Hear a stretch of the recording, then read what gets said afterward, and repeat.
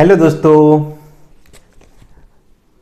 Today our topic is social justice and the marginalized. Okay, social justice and marginalized. Marginalized और marginalization है क्या? ठीक है, marginalisation एक बुक कम्युनिटी और ग्रुप. ठीक है, अगर हम सोसाइटी के हिसाब से इसको देखें, मार्जिनलाइजेशन को डिफाइन करें और इसका डेफिनेशन देखें सोसाइटी के हिसाब से क्या होगा. मार्जिनलाइज्ड मीन्स मीन्स उनको अनदेखा किया गया है. ठीक है, जिनको हम दूर रखे हैं, जिनको हम कम्युनिकेशन और लैंग्वेज बेसिस में और क्या जितना उनको सुविधा देना चाहिए, फैसिलिटीज देना चाहिए, उनको हम नहीं दिए हैं और उनसे हम दूर रहें और उनको भी दूर रखें और वो हमारे नज़र में नहीं आते हैं. वो एक इस तरह से जीवन व्यतीत करते हैं वो ग्रुप जो कि आइसोलेटेड है, वो समाज से अलग है. जो जिस समाज में हम रह रहे हैं उनमें से वो अलग रहते हैं. तो उनको ज़्यादातर हम क्या बोलते हैं? मार्जिनलाइज्ड ही बोलते हैं. बिकॉज वो लोग एक मार्जिन के एक जो सीमा है उनका वो उसमें बंधे हैं. वो हमारे सोसाइटी और सोशल जो हम जिस तरह का जीवन व्यतीत करते हैं उसमें से वो डिफरेंट है. इसीलिए हम उसको क्या मार्जिनलाइजेशन और मार्जिनलाइज्ड भी ग्रुप बोलते हैं. ठीक है, तो आइए देखते हैं जो मार्जिनलाइजेशन है. ओके, इसके बारे में हम पढ़ेंगे अभी. मार्जिनलाइजेशन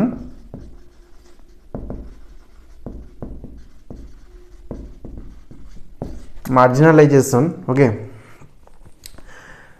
मार्जिनलाइजेशन क्या है? देखिए, एक ग्रुप का हम लेते हैं और आज का जो टॉपिक है एक बहुत ही इंपॉर्टेंट टॉपिक है, आदिवासी.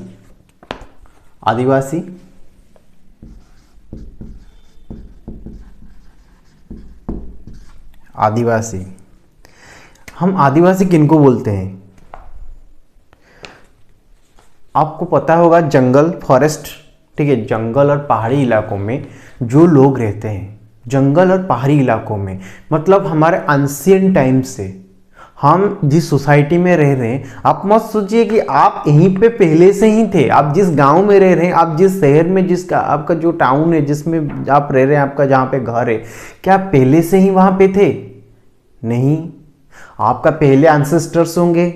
ठीक है, वो कहाँ पे वो अपना जो सोसाइटी बिठाया होगा, उनका घर और कहीं पे होगा, उनका जो आपका एंसेस्टर्स की भी एंसेस्टर्स होंगे.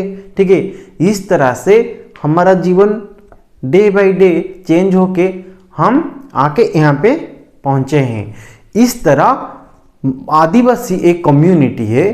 ठीक है, आदिवासी एक कम्युनिटी है जो जंगल में ज़्यादातर के रहते हैं. जंगल और पहाड़ी इलाकों में वो टोटल समाज जो है सोसाइटी से आइसोलेट होके, डिफरेंट होके, अलग होके, वो एक जंगल के एक जगह वो अपना बस्ती बिठा के वहाँ पे रहते हैं. तो उनको हम आदिवासी बोलते हैं. आदिवासी लोग कैसे दिखते हैं आपको पता होगा, आप देखे होंगे. जो लोग उड़ीसा और झारखंड और छत्तीसगढ़ से बिलोंग कर रहे हैं उनको ज़्यादातर के पता होगा. उड़ीसा में क्या संथाली आदिवासी हैं, कोल्हो हैं, कौंध हैं, कौंध आदिवासी, संथाली आदिवासी, कोल्हो आदिवासी. ठीक है, ये सब हम उड़ीसा में ये सब समुदाय के जो कम्युनिटी के आदिवासी को हम डिफाइन करते हैं, उड़ीसा में देखने पाते हैं इनको. तो ये कहाँ पे मिलते हैं? ज़्यादातर के उड़ीसा का मालकानगिरी, कोरापुट डिस्ट्रिक्ट जो है वहाँ पे उनको दिखने आप पाएंगे ना. मालकानगिरी, कोरापुट में ज़्यादातर के मिलते हैं. और कहाँ पर मिलते हैं? और वो जो छत्तीसगढ़ में मिलते हैं और झारखंड में ज़्यादातर के रहते हैं. ठीक है, तो इस तरह आदिवासी लोग इस इलाके में प्रायतः रहते हैं. तो आदिवासी जो है, आदिवासी कम्युनिटी और आदिवासी वो कैसे अपना जीवन व्यतीत करते हैं, उनका लाइवलीहुड कैसा है, वो एकदम डिफरेंट ही दिखते हैं. मतलब आप उनको एकदम हम जैसे हमारे जो मीडिया में और हमारा सभी जो आप देखे होंगे सभी जो फिल्म जो सिनेमा आता है, ठीक है, उसमें क्या दिखाया जाता है आदिवासियों को कि वो हर रोज डांस करते हैं, ठीक है, वो हर रोज डांस करते हैं और वो क्या करते हैं, उनका ड्रेसिंग सेंस जो बोलते हैं, उनका पहनने का कपड़े पहनने का स्टाइल अलग है हमसे, और उनका बात करने का स्टाइल हमसे अलग है, और उनका खाद्य पे जो हाँ वो जो खाते हैं वो क्या करते हैं, वो शिकार करके उसको जिस तरह जो सब अभी एडवेंचर करने के लिए सभी हमारा जो मॉडर्न सोसाइटी में सब लोग जाते हैं कि एडवेंचर करने के लिए वो जा रहे हैं, क्या करते हैं वो जाके इन आदिवासी लोग जिस तरह से जीते हैं उनका जीवन शैली को सिनेमा और मूवी जो आता है मैगजीन और सब इस तरह से सभी जो उनके माइंड में एक छाप छोड़ गए हैं कि इस तरह आदिवासी लोग जीते हैं। तो इस तरह से उसको देख के ही, ठीक है, उसको कॉपी करके हमारा मॉडर्न सोसाइटी के लोग क्या कर रहे हैं, एडवेंचर करने के लिए जा रहे हैं, कैंप लगा रहे हैं और वहाँ पे जाके उन जो शिकार करके वो उसको जला के खाते हैं, ठीक है, जो माछ होगा जो फिश को डायरेक्ट जो फिश शिकार करके उसको पानी से पकड़ के लाएंगे। और इस तरह से कुछ जानवर भी होते हैं जिनको वो लाके जो चिकन वगैरह, ठीक है, उनको भी लाके वो आग में डाल के एकदम रोस्ट करके उसको खाते हैं। इस तरह ही होता है ना। तो आदिवासी लोग का जीवन शैली इस तरह ही होता है, ठीक है, हमारे माइंड में यही है ना, तो चलिए यही है। तो लेकिन कोई देखा है आदिवासी सोसाइटी को कोई गया है वहाँ पे जहाँ पे आदिवासी गांव है, आदिवासी का जो बस्ती है वहाँ पे कोई गया है कभी? जाके देखना, जाके उनसे बात करना। बहुत सरल लोग हैं वो जो इस तरह से पॉलिटिक्स उनको समझ नहीं आता है, बहुत ही सरल लोग वो है। एक बार जाके उनसे मिलना, ठीक है, उनका जीवन शैली बहुत ही सरल है और वो लोग ही अच्छे हैं, वो आपको कभी दिक्कत नहीं देंगे। तो आदिवासी के बारे में हम पढ़ते हैं जी, जो उड़ीसा का सांथाली आदिवासी का एक बात है कि वहाँ पे क्या हुआ, एक उस टाइम में बहुत साल पहले वहाँ पे वो लोग कहाँ पे रहते हैं, वो लोग बेसिकली जंगल में ही रहते हैं। जंगल में इस तरह से जो एक्टिविटीज़ जो करते हैं, जो वो शिकार करते हैं और जंगल से लाख महू जो हनी होता है और क्या क्या सभी जो लीफ सब पत्ते वगैरह, और इस तरह से बहुत जो जंगल का चीज़ है, महूल का जो फूल है, फ्लावर है, उसको भी लाते हैं और बहुत सारा अच्छे चीज़ें, झुना एक है, ठीक है, उसको लाते हैं।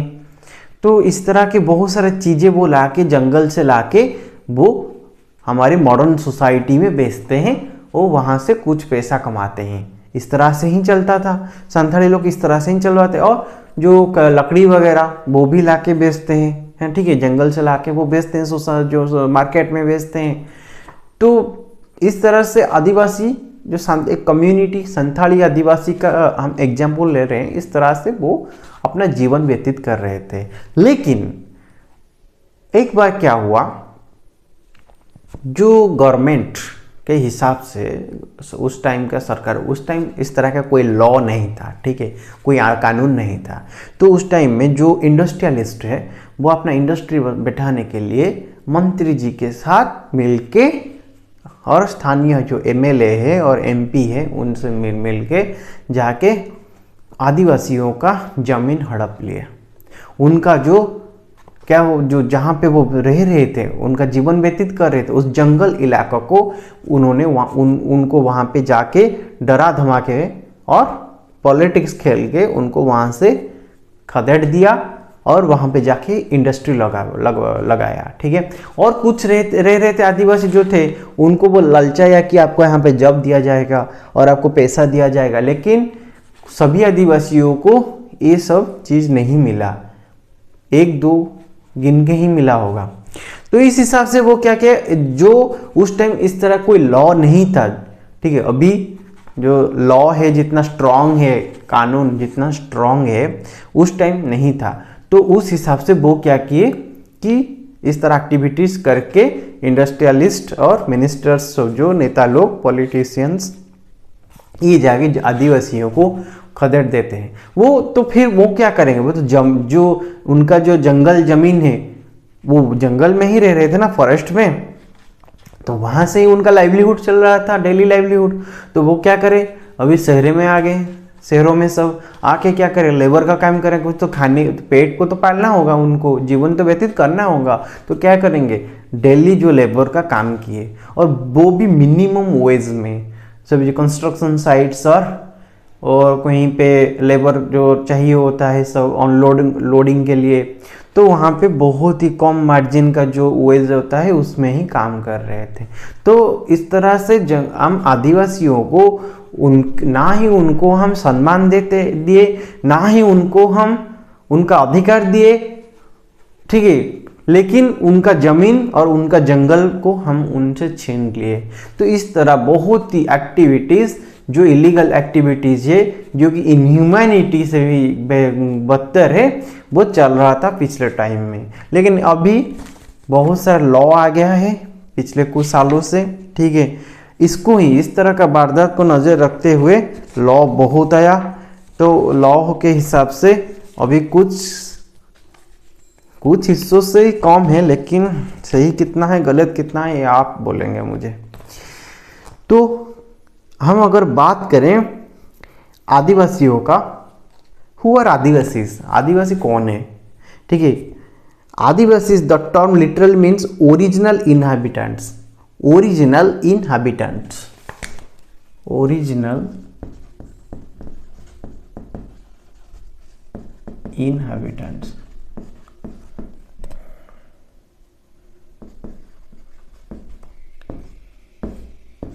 ओरिजिनल इनहैबिटेंट्स जो कि नेचुरली फॉरेस्ट में ही रहते हैं, और नेचुरल जो फल इसको ही, और जो फसल उगाते हैं वो वहाँ पे उसको ही नेचुरल प्रोसेस से वो जीते हैं उसको खा के।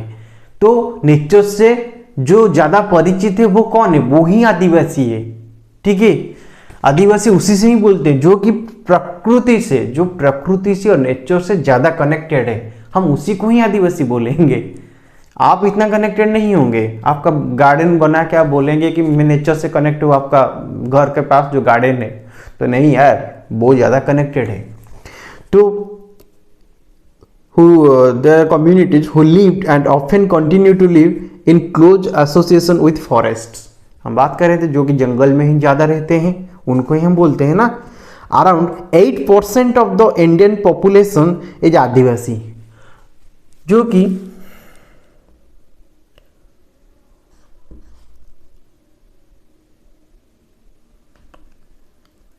8%, ठीक है, 8% इंडिया का पॉपुलेशन को, हम पूरा भारतवर्ष का हमारा पॉपुलेशन को हम अगर कंसीडर करेंगे तो 8% आदिवासी ही होंगे, आदिवासी 8%, ठीक है, भारत का टोटल पॉपुलेशन को हम अगर कंसीडर करेंगे। is Adivasi, and many of India's most important mining and industrial centers are located in Adivasi areas like Jamshedpur, Raurkela, Bokaro and Bhilai। जो हमारा देश का जो खनि खदान है, जहाँ पे जो मिनरल ओर्स जहाँ पे मिलता है, वहाँ मैंगनीज, बॉक्साइट, एल्यूमिनियम, कॉपर, ठीक है, और क्या क्या, आयरन ओर, ठीक है, और गोल्ड भी मिलता है, और क्या मिलता है। तो इस हिसाब से कोल जो होता है, कोयला जो होता है, और डायमंड्स, ये सब का जो खनि है, खनि जो खदान है, खनि खदान, माइनिंग जिसको बोलते हैं, माइंस, वो ज़्यादातर के इन आदिवासियों का इलाका में ही है, जंगल में ही होगा ना, जंगल में ही सब चीज़ है। जंगल का जो ज़मीन है जहाँ पे आदिवासी रहते हैं उनका ज़मीन पे ही ये चीज़ है। वो अगर बात कर रहे थे हम हमारे देश के किन किन हिस्सों में ज़्यादा है, तो जमशेदपुर में है, जो आदिवासी एरिया जमशेदपुर है, ठीक है, जमशेदपुर और राउरकेला, ओके, बोकारो एंड भिलाई। बोकारो, राउरकेला कहाँ पे, राउरकेला उड़ीसा का राउरकेला, जमशेदपुर और बोकारो, ठीक है, जमशेदपुर बिहार, बोकारो झारखंड, भिलाई छत्तीसगढ़, ठीक है, छत्तीसगढ़ स्टेट का है भिलाई और झारखंड स्टेट का कौन है, बोकारो, और उड़ीसा का राउरकेला, ठीक है। इन हिस्सों में ज़्यादातर के माइनिंग से जो कि जहाँ पे आदिवासी लोग रह रहे थे, ठीक है। Adivasi are not a homogeneous population, they are over 500 different Adivasi groups in India. There are, अगर हम आदिवासियों का, इन आदिवासी 8% पॉपुलेशन है आदिवासी, ठीक है, तो 500 हमारा पॉपुलेशन का 8% है, तो इन आदिवासियों में 500 डिफरेंट टाइप्स का 500 डिफरेंट टाइप्स का आदिवासी आप देखने पाएंगे, ठीक है। Adivasi are particularly numerous in states like Chhattisgarh, Jharkhand, Madhya Pradesh, Odisha, Gujarat, Maharashtra, Rajasthan, Andhra Pradesh, West Bengal and in north eastern states of Arunachal Pradesh, Assam, Manipur, Meghalaya, Mizoram, Nagaland and Tripura. आप आदिवासी, ज़्यादातर के आदिवासी लोगों को कहाँ के, आदिवासी जो समुदाय है, कम्युनिटी है आदिवासियों का, कहाँ पे दिखने पाएंगे उनको आप दिखने पाएंगे ओडी मध्य स्टेट्स, छत्तीसगढ़ में दिखने पाएंगे छत्तीसगढ़ में, ठीक है, और छत्तीसगढ़, झारखंड में, ठीक है, उड़ीसा में दिखने पाएंगे और मध्य प्रदेश में दिखने पाएंगे और कहाँ पे, गुजरात में, महाराष्ट्र में, राजस्थान में, आंध्र प्रदेश में, ठीक है, आसाम, मणिपुर, जो नॉर्थ ईस्टर्न स्टेट्स है, अरुणाचल प्रदेश, आसाम, मणिपुर, त्रिपुरा, ठीक है, नागालैंड, मिजोरम, यहाँ पे आप इन जो 500 प्रजाति, जो 500 डिफरेंट टाइप्स ऑफ जो आदिवासी कम्युनिटी है, इन सब स्टेट्स में, हमारे देश का इन सभी स्टेट्स में उनको देखने आप पाएंगे, ठीक है। तो जो आपका उड़ीसा में, ठीक है, Orissa is home to more than 60 different tribal groups. Orissa, जो सिर्फ उड़ीसा में आप 60 डिफरेंट ट्राइबल ग्रुप को देखने में पाएंगे।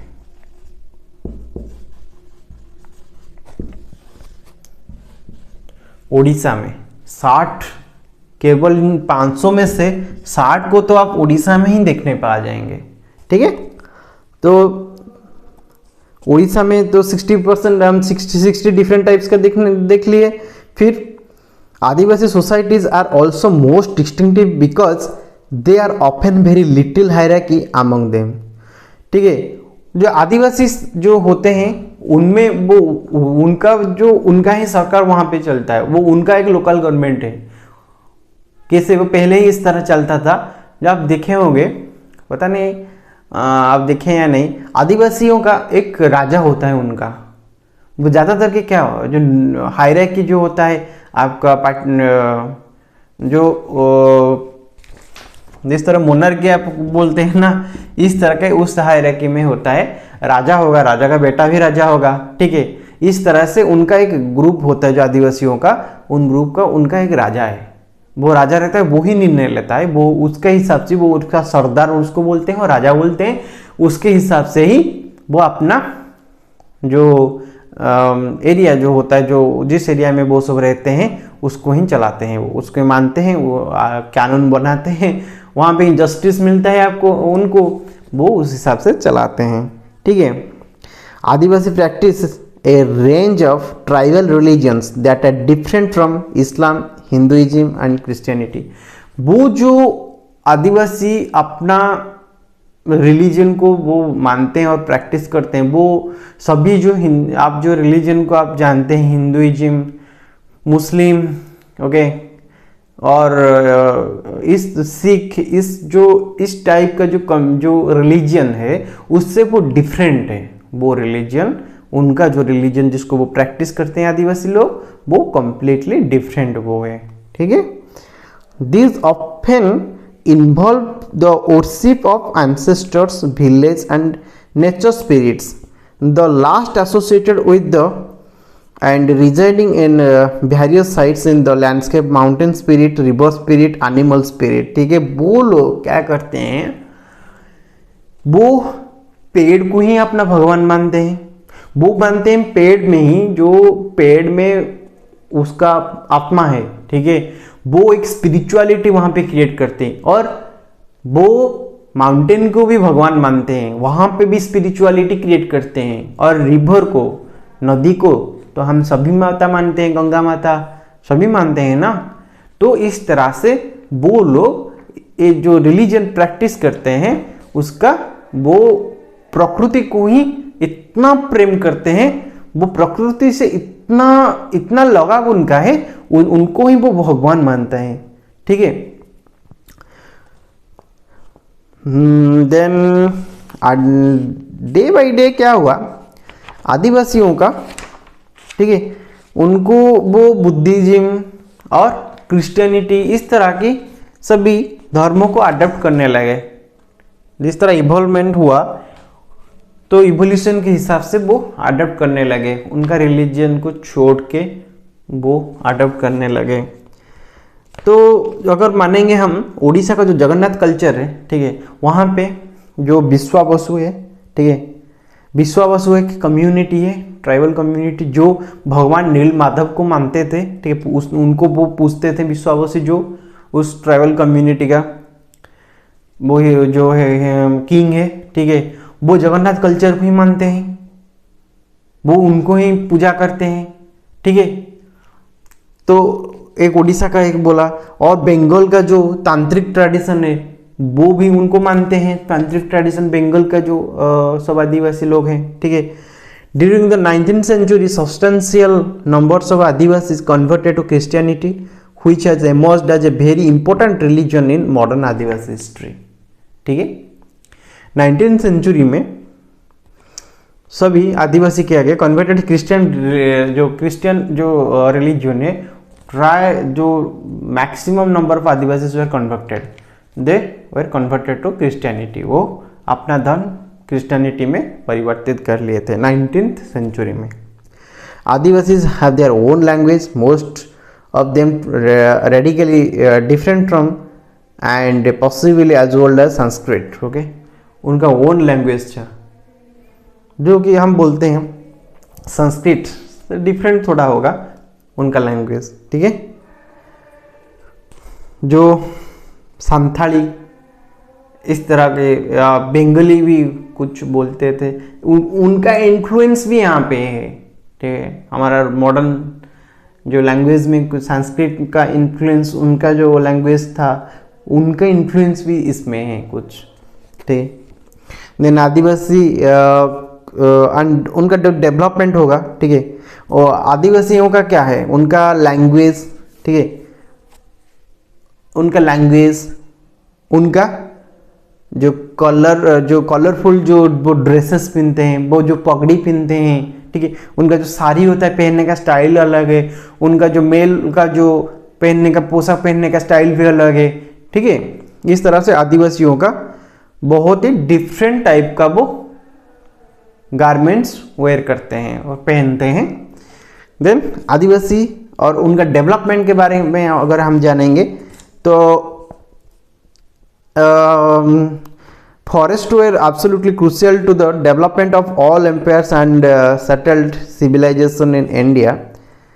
Metal ores like iron and copper and gold and silver, coal and diamonds, invaluable timber, most medicinal herbs and animal products, wax, honey, okay, lakh, Honey जो हम जूना बोलते थे वो क्या है, वैक्स है, लाख है, और जो मोहू बोलते हैं हनी, ठीक है, वो सब। और मैक्सिमम जो बोल रहे थे, जो डेवलपमेंट जो उनका जो एरिया जहाँ पे वो आदिवासी लोग रहते हैं, उसी एरिया में, उसी जो जंगल के एरिया, फॉरेस्ट एरिया, ओके, वहाँ पे ही इस तरह का माइनिंग्स बहुत है। बहुत ही माइनिंग, वहाँ पे कोल का माइनिंग है, बॉक्साइट मैंगनीज का माइनिंग है, और कॉपर का माइनिंग है, और बहुत सारे मेडिसिनल, जो जंगल में बहुत सारे मेडिसिनल हर्बल मेडिसिन भी वहाँ पे हम पाते हैं वहाँ से। तो then all came from the forest, यहाँ सब कुछ फॉरेस्ट जो उसी जंगल में से आता है। In addition the continuation of life dependent then heavily on forest, okay. वो सब क्या करते हैं, उनका मैक्सिमम लाइफ कहाँ पे इंडिपेंडेंट, उनका लाइवलीहुड कहाँ पे इंडिपेंडेंट है, फॉरेस्ट में ही। वो जंगल से ही वो जीते हैं, तो जंगल में ही वो उनका सब कुछ है, उनका डेली जीवन जो शैली जो व्यतीत करते हैं वो सब जंगल से ही वो लाके ही सब करते हैं ना। तो मैक्सिमम डिपेंडेंट कहाँ पे, जंगल में ही है। Then that help reaches many of India's rivers and as becoming clear now crucial to the availability and quality of our air and water, ठीक है। अगर जंगल है तो हम बारिश होता है, हमारे नदी में पानी भी बहता है यहाँ पे, ठीक है। तो जंगल के वजह से ही सब कुछ है। मैक्सिमम जो वाटर, अभी बारिश में इतना क्यों इनबैलेंस जो है, क्यों है, ग्लोबल वार्मिंग क्यों है, जंगल जो है नहीं है। अगर जंगल सफिशिएंट होगा तो सभी बैलेंस होगा ना। तो हम जंगल, जो इतना सारा जंगल है, तो उसी के वजह से ही तो है ना सभी कुछ, जंगल ही सभी कुछ दे रहा है हमको, इतना सारा चीज। Forests covered the major part of our country till the 19th century, and the Adivasis had a deep knowledge of access to as well as control over most of these vast tracts at least till the middle of the 19th century, ठीक है। This meant that they were not ruled by large states and empires. Instead, often empires heavily dependent on Adivasi for the crucial access to the forest resources. पहले सरकार का hold वहाँ पे जंगल पे नहीं था, गवर्नमेंट वहाँ पे होल्ड नहीं ले सकता था, और जो भी जंगल से इतना सारा चीज जंगल से हमको मिल रहा था, ठीक है। तो उसको कैसे लाएंगे हम, हमारा जो सोसाइटी और बाजार मार्केट में कैसे लाएंगे। तो हमको क्या उस टाइम में तो आदिवासियों के ऊपर ज़्यादा निर्भर करना पड़ रहा था, आदिवासी कम्युनिटी के ऊपर ज़्यादा डिपेंडेंट हम रह रहे थे वो चीज, जंगल का चीज़ पाने के लिए। This is radically contrary to our Adivasi today, to our image of Adivasi today as somewhat marginal and powerless communities, ठीक है। अभी क्या बोलते हैं हम आदिवासियों को, वो मार्जिनलाइज्ड है और पावरलेस हैं, उनको अनदेखा कर रहे थे हम। In the pre-colonial world, there were traditionally ranged hunter-gatherers and nomads and lived by shifting agriculture and also cultivating in one place. Pre colonial world में, जो कॉलोनियल वर्ल्ड आया उसके पहले ही वो क्या कर रहे थे, वो शिकार करके अपना जीवन व्यतीत कर रहे थे, और एग्रीकल्चर भी वो कर रहे थे, शिफ्टिंग एग्रीकल्चर जिसको हम बोलते हैं, shifting cultivation, okay, shifting agriculture. वो इस तरह से अपना जीवन व्यतीत कर रहे थे उस time. Although these remain for the past 200 years, Adivasi have been increasingly forced through economic changes, forest policies and political force applied by the state and private industries to migrate to lives as workers in plantation construction sites. तो अभी for the past 200 years, Adivasi have been increasingly forced, मतलब उसके बाद क्या, after pre colonial time, उसके बाद क्या हुआ आफ्टर द कॉलोनियल टाइम, और उस टाइम में और ड्यूरिंग द कॉलोनियल इरा, उस टाइम में आदिवासियों को फोर्स किया गया कि उनका जो इलाका जहाँ पे वो रह रहे थे उसको वहाँ से खदेड़ दिया गया, तो फोर्सफुली उनको वहाँ से निकाल दिया गया। तो फिर वो उनको कहाँ पे काम पे लगाया गया, कंस्ट्रक्शन साइट्स पे, ठीक है, और प्लांटेशन, ठीक है। वहाँ पे प्राय बहुत सारे लोगों को कंस्ट्रक्शन साइट्स में काम पे लगाया गया, ठीक है। एंड डोमेस्टिक वर्कर्स, वो उनको डोमेस्टिक वर्कर के लिए, उनको जो घर में जो डोमेस्टिक वर्कर रहते हैं हमारा, ठीक है, और निजी जो कंपनियां हैं वहाँ पे उनको बहुत ही कम सैलरी में काम दिया गया वहाँ पे आदिवासियों को, उनका इलाके से फोर्सफुली निकलने के बाद, ठीक है। ये सब तो डेवलपमेंट के नाम से ही चलता रहेगा, क्योंकि हमको पता है जंगल कितना महत्वपूर्ण है सरकार के लिए और इंडस्ट्रियलिस्ट के लिए। For the first time in history they do not control or have much direct access to the forest territories, ठीक है। फिर क्या, अगर आपको इतना सारा फोर्स किया जाएगा आपके घर से निकलने के लिए, तो आप क्या करेंगे? आप कुछ कर सकते हैं। अगर इतना बड़ा ही आपके ऊपर प्रेशर होगा, बहुत बड़ा बड़ा कम्युनिटी आपको प्रेशर करेंगे, गवर्नमेंट का प्रेशर होगा, आप क्या कर सकते हैं? कुछ नहीं कर सकते हैं घर से, आपका घर से बेघर होने के लिए। तो forest lands have been cleared for timber and goat and to get land for agriculture and industry. Forest land को इनको फोर्सफुली निकाल के क्या किया गया, जो बहुत सारा टिम्बर, बहुत मूल्यवान जो पेड़ है टिम्बर, और क्या, और एग्रीकल्चर लैंड के लिए, ठीक है, और इंडस्ट्री के लिए उनको प्रिपेयर किया गया उस फॉरेस्ट लैंड को, फॉरेस्ट इन आदिवासियों को वहाँ से निकाल के। Adivasis have also lived in areas that are rich in minerals and other natural resources, ठीक है।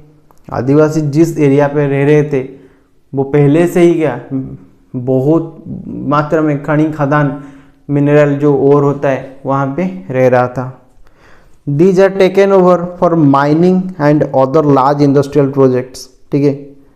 माइनिंग के लिए और बड़ा बड़ा प्रोजेक्ट के लिए उसको वो टेक ओवर कर लिए, इंडस्ट्रियलिस्ट लोग जो होते हैं बड़े बड़े, वो टेक ओवर कर लिए। Then powerful forces have often colluded to take over tribal land. Day by day क्या हुआ, ट्राइबल लैंड को हासिल करने के लिए बहुत सारा जो पावरफुल आदमी है वो अपना पावर का इम्प्लीमेंट करके वो उनका लैंड को कब्जा कर लिए, वो उनको वहाँ से हटा लिए, ठीक है। Then according to official figure more than 50% of persons displaced due to mines and mining projects are tribals. जो माइनिंग और माइंस प्रोजेक्ट के लिए जिनको डिस्प्लेस्ड किया गया, जिनको स्थानांतर किया गया, वो ज़्यादातर के वो कितना उनका जो अमाउंट, जो 50% का जो न्यूमेरिकल फिगर है वो आदिवासी ही है, वो ट्राइबल ही है, ठीक है।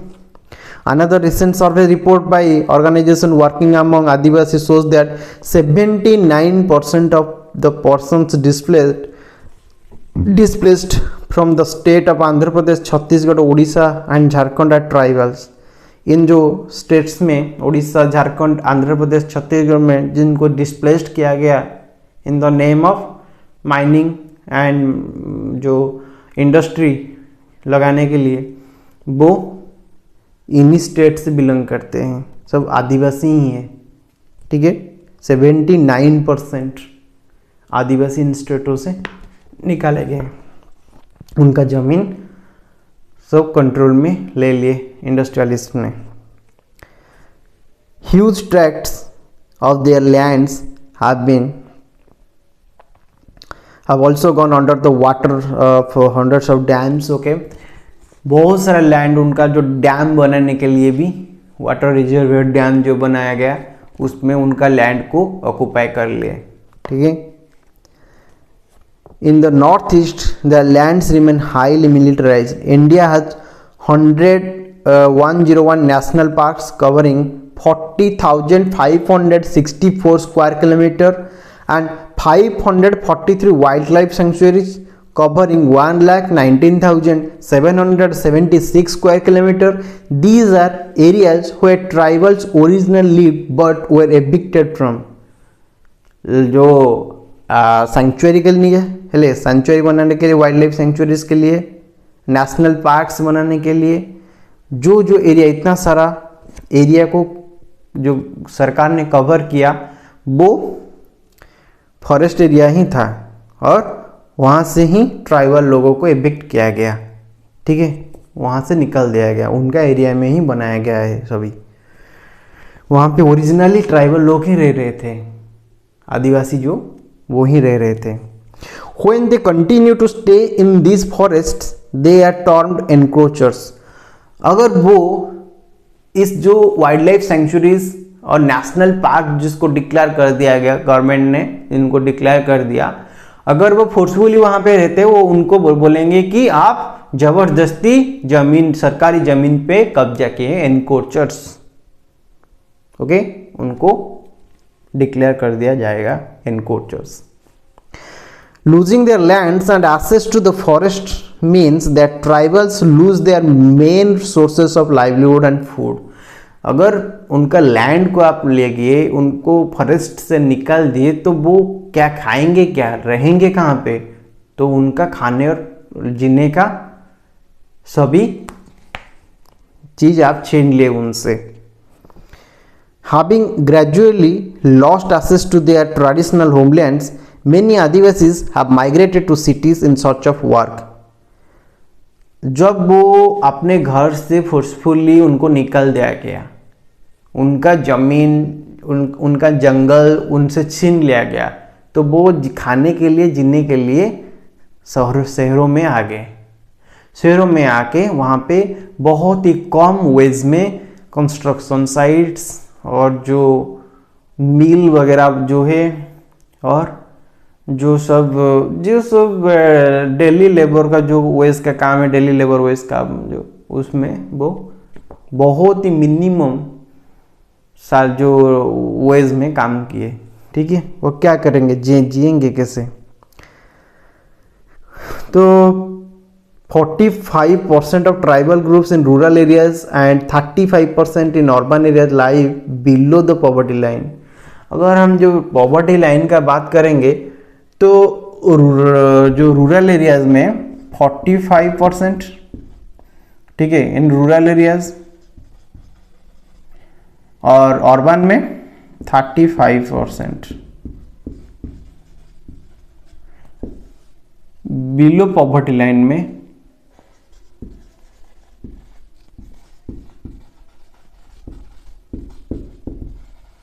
जी रहे हैं अभी आदिवासी।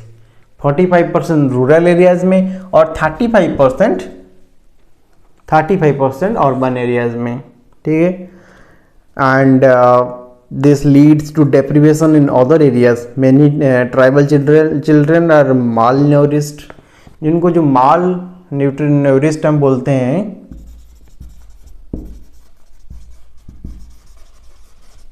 माल न्यूरिस्ट, अपोषण, जिनको सही मात्रा में खाद्य नहीं मिला है, उनको विटामिन नहीं मिला है, उनको प्रोटीन नहीं मिला है, तो उनको क्या होता है, अपोषण हो जाता है। अपपुष्टि जिसको बोलते हैं हम, जो कुपोषण का शिकार है, तो माल न्यूरिस्ट वो ज़्यादातर के ही आदिवासियों का बच्चे ही हैं, क्योंकि उनको सही मात्रा में खाद्य नहीं मिलता है खाने के लिए, इतना गरीब लोग हैं वो। When Adivasis are displaced from their lands, they lose much more than a source of income. They lose their traditions and costumes, okay, a way of living and being। तो जिनको अब जब इनको डिस्प्लेस किया गया, स्थानांतर किया गया उनके घर से, उनके जंगल से, उनके ज़मीन से, तो वो क्या किए, उनका इनकम भी खो दिए और उनका जो वेशभूषा है, ट्रेडिशनल कॉस्ट्यूम से, एक आदिवासी का पहचान उसका कॉस्ट्यूम से, वो उसका प्राइड है, तो उसको भी वो खो दिए। क्योंकि टाउन में आके उनको तो उस तरह का वेशभूषा में कोई पसंद ही नहीं करेगा, काम ही नहीं देगा, तो उसको भी वो खो दिए। इस तरह से बहुत ही वो, और जो उनका क्या किया गया, उनका जो मंदिर था जहाँ पे वो पूजा कर रहे थे वो भी चलेगा, जहाँ उनका जो क्रिमेशन एरिया था जहाँ पे आफ्टर द डेथ उनको जहाँ पे उनका लास्ट रिचुअल्स होता है वहाँ उसको भी आप छीन लिए, तो उनका सब कुछ चला गया। फिर इस तरह से वो लोग जी रहे थे। देन माइनॉरिटीज एंड मार्जिनलाइजेशन के बारे में अगर हम बात करेंगे, minorities and marginalisation,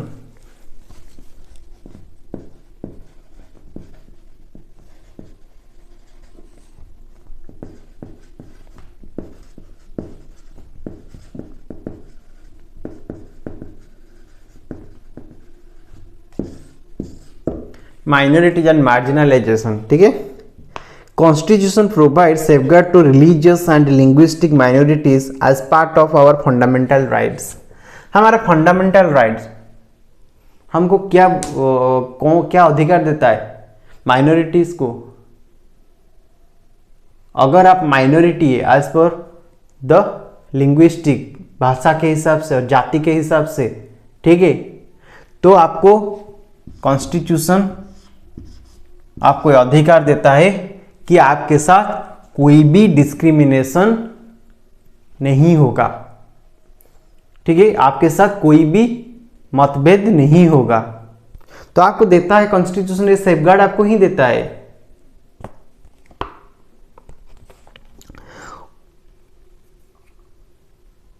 the term minority is most commonly used to refer to communities that are numerically small in relation to the rest of the population। Minor देखिए, minorities किनको हम बोलेंगे, अगर न्यूमेरिकली संख्या में, ठीक है, अगर संख्या में न्यूमेरिकली संख्या में ये कम है, ये कम है मेजॉरिटी, अगर और कोई ग्रुप है इनसे एक कम है, ठीक है, इनका संख्या कम है, तो इनको हम माइनॉरिटी ही बोलते हैं, और दूसरे ग्रुप को मेजॉरिटी बोलेंगे क्योंकि उनका संख्या ज्यादा है इनसे। Then however it is a concept that goes well beyond numbers. It encompasses issue of power, access to resources, and has social and cultural dimensions. Okay, as you read in then the Indian Constitution recognized that the culture of the majority influences the way in which society and government might express themselves. In such cases, size can be a disadvantage and lead to the marginalization of the relatively smaller communities. The safeguards are needed to protect minority communities against the possibility of being culturally dominated by the majority. They also protect them against and discrimination and disadvantage that may face. हमको हम जो citizen सभी भारत के वासी हैं, minorities अगर हैं हम एज पर द रिलीजियसली और लिंग्विस्टिकली, ओके, और कास्ट बेसिस में अगर हम माइनॉरिटीज हैं, तो भारत का संविधान हमको एक अधिकार देता है कि हमारे साथ मतभेद नहीं हो सकता, हमारे साथ ना ही कोई डिस्क्रिमिनेट। अगर कोई मेजॉरिटी ग्रुप है, हम माइनॉरिटी है, ठीक है, हम माइनॉरिटी है, जो मेजॉरिटी ग्रुप है वो हमारे साथ इन बेसिस में मतभेद नहीं कर सकते हैं, हमारे साथ डिस्क्रिमिनेशन नहीं कर सकते हैं, जो हमें उनसे अलग करवाएगा। हम we all are equal, okay. तो भारत का संविधान हमको ये अधिकार देता है, हमारे साथ कोई इस तरह की हरकत नहीं कर सकता है कि हमें नीचा दिखा सके, हमारा जाति और धर्म को और हमारा भाषा को, ठीक है, अगर हम माइनॉरिटी है। The constitution provides The Constitution provides these safeguards because it is committed to protecting India's cultural diversity and promoting equality as well as justice, ठीक है। जो भारत का इतना बड़ा देश में इतना सारा कल्चरल डाइवर्सिटी है, हमारे कल्चर बेसिस में हम बहुत ही अलग है सबसे, ठीक है, किसी का कल्चर किसी से इक्वल ही नहीं है यहाँ पे। तो यहाँ पे मेजॉरिटी कल्चर वाले होंगे, माइनॉरिटी जो माइनॉरिटी लोग होंगे उनका कल्चर माइनॉरिटी है, माइनर है, वो मेजर लोग जो उनका न्यूमेरिकली उनका जनसंख्या ज़्यादा है तो वो मेजॉरिटी ग्रुप में आते हैं, उनका कल्चर को मेजॉरिटी में माना जाएगा। तो उस हिसाब से ये हमारे साथ डिस्क्रिमिनेशन नहीं हो सकता। ये भारत का संविधान ये सेफगार्ड देता है हमको, ठीक है।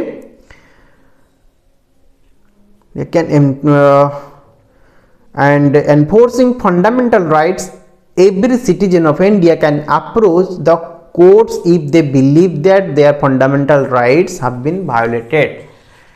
अगर इस हिसाब से माइनॉरिटी के हिसाब से अगर हमारे साथ कुछ डिस्क्रिमिनेशन हो रहा है, अगर कोई मेजॉरिटी कम्युनिटी और सरकार जो गवर्नमेंट है, ठीक है, ये अगर हमारे साथ डिस्क्रिमिनेशन कर रहे हैं तो आज पर the fundamental right to equality के हिसाब से अगर अगर हम देखेंगे फंडामेंटल राइट में वायोलेशन हो रहा है, हमारा कोई वायोलेट कर रहा है, उसको हमको वो समान अधिकार नहीं मिल रहा है, तो हम जुडिशियरी के पास जा सकते हैं, क्योंकि जुडिशियरी सिस्टम इसीलिए ही है। कोर्ट में हम जाके अपना न्याय जो राइट फंडामेंटल राइट का वायोलेशन किया गया है, मौलिक अधिकार का वायोलेशन किया गया है, उसके हक में हम न्याय मांग सकते हैं और कोर्ट जो जुडिशियरी हमको सपोर्ट वहां पे करेगा, ठीक है, ठीक है। और एक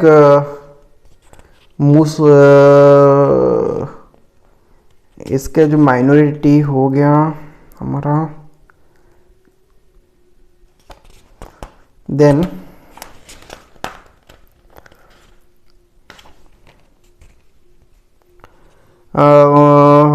okay, the experience of all these groups point to the fact that marginalization is a complex phenomenon requiring a variety of strategies, measures and safeguards to redress this situation. All of us have a stake in protecting the rights defined in the Constitution and the law and policies framed to realize these rights. Without this, we will never be able to protect the diversity that makes our country unique, not realize the state's commitment to promote equality for all. इतना बड़ा देश में इतना सारा minority group है, majority group है, ठीक है, हमें बहुत सारा मेजरमेंट चाहिए इनको डिफाइन करने के लिए माइनॉरिटीज को, और इनके साथ कोई डिस्क्रिमिनेशन नहीं होगा।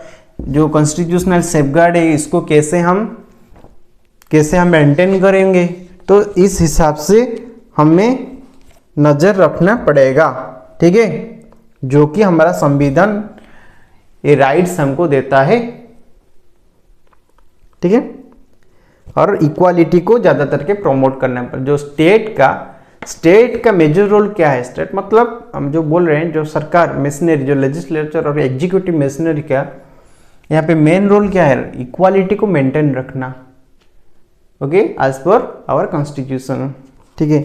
तो इसका कंक्लूजन निकल के क्या आ रहा है, इसका कंक्लूजन क्या निकल के आ रहा है, marginalized community जिसको हम we have tried to understand what it means to a marginalized community। marginalized community जो है हम इस हिसाब से समझ गए marginalized community को।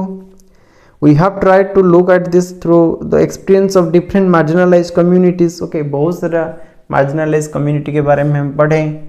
और एक कम्युनिटी मार्जिनल कम्युनिटी है कौन, आदिवासी, और एक है आदिवासियों में डिफरेंट है, ठीक है, 500 डिफरेंट टाइप्स आदिवासी हैं, बहुत ही मार्जिनलाइज्ड है। और एक माइनॉरिटीज हम किनको बोलते हैं, like Parsis are also Parsis और मुस्लिम,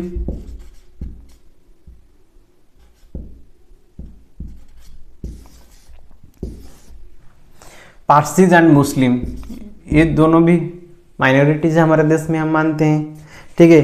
अगर डाटा के हिसाब से बात करें तो 2011 सेंसस, अभी तो सेंसस 2021 में होना था, नहीं हुआ आज पर तो कोविड। अभी 2011 का सेंसस के हिसाब से हमारा देश का जनसंख्या कंप्लीटली जो 14.2%, ठीक है, वो मुस्लिम ही है।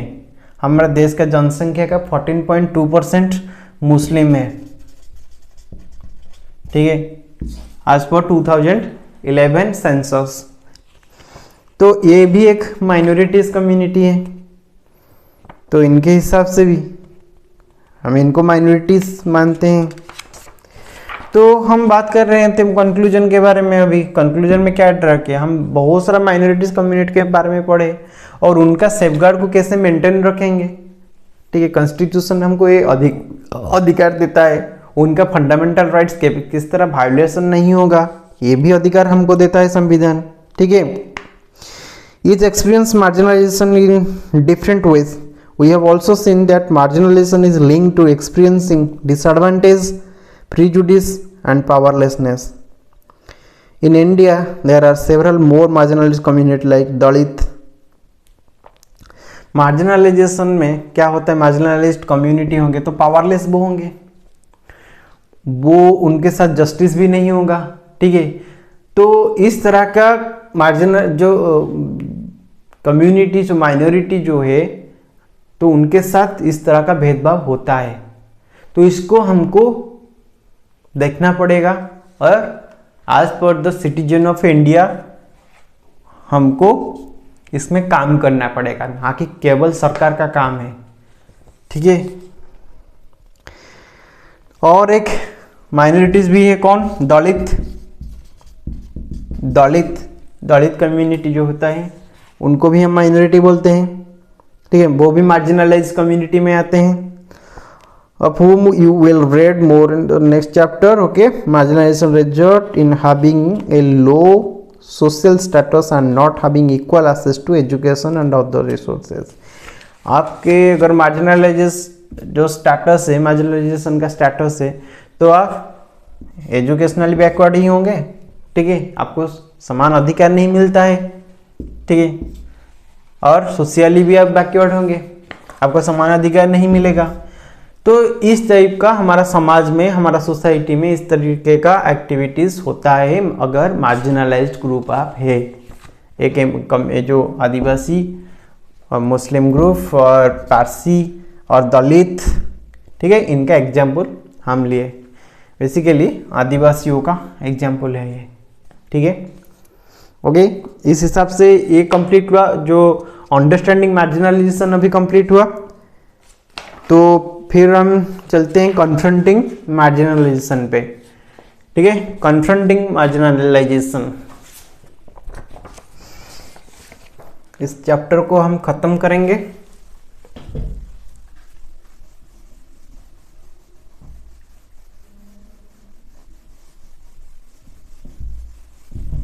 फिर हम आगे बढ़ेंगे, 9th स्टैंडर्ड में बढ़ेंगे, 9th स्टैंडर्ड का पॉलिटिकल साइंस, देन 10th का पॉलिटिकल साइंस, 8 का कंप्लीट होगा, आज कंप्लीट नहीं होगा और एक क्लास लगेगा 8 का कंप्लीट होने में, क्योंकि और एक यूनिट है। देखिए, मैं अब समझ, मेरे पास स्मार्ट बोर्ड नहीं है तो मैं स्लाइड जो प्रेजेंटेशन बना के आपको पढ़ा नहीं सकता हूँ, इसीलिए ही मैं नोट्स देख के ही पढ़ा रहा हूँ। क्योंकि अगर आप देखे होंगे सारे और जो टीचर्स आपको पढ़ाते हैं ऑनलाइन में, एडटेक कंपनी वाले सब, वो किस तरह आपको पढ़ाते हैं, वो स्लाइड में ही पढ़ाते हैं आपको, स्मार्ट बोर्ड में प्रेजेंटेशन बना के। तो मेरे पास नहीं है, तो इसीलिए ही एक बहुत ही वाइटल टॉपिक है और इनमें फैक्ट ज़्यादा है, इसीलिए मैं नोट्स देख के ही आपको रीडिंग करके पढ़ा रहा हूँ। तो आपको अच्छा लगेगा या नहीं, मैं क्या कर सकता हूँ, जो रिसोर्सेस मेरे पास है उसी के हिसाब से मैं पढ़ा रहा हूँ और आपको सही डाटा देने का प्रयास कर रहा हूँ। चलिए, अभी चलते हैं कन्फ्रंटिंग मार्जिनलाइजेशन पे।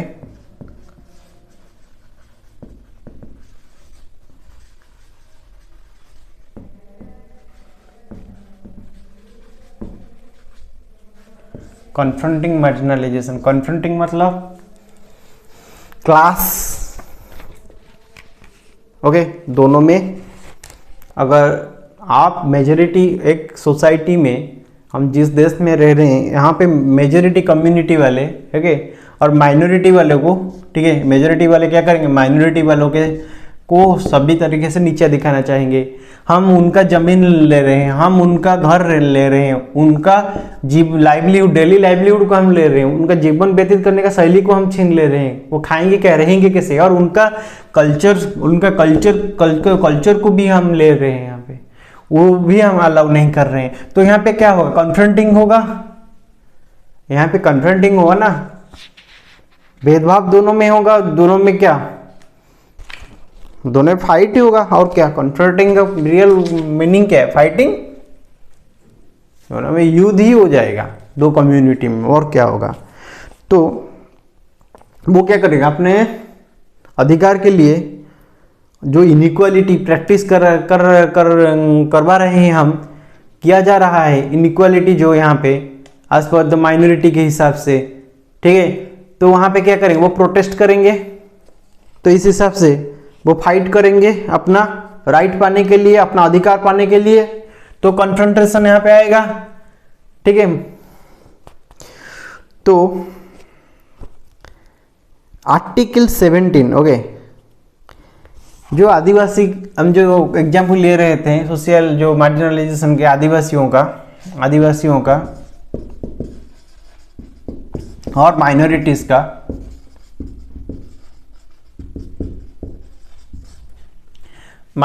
का, तो आर्टिकल 17 क्या बोलता है,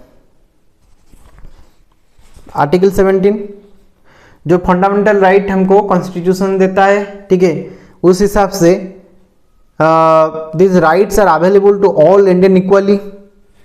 सारे फंडामेंटल राइट्स जो दिया गया है कॉन्स्टिट्यूशन में, सारे भारतवासी के लिए इक्वली है ना, ना आपके लिए अलग है और आपके पड़ोसी के लिए अलग है, नहीं, सभी स्टेट्स का सभी लोगों के लिए वो इक्वली है।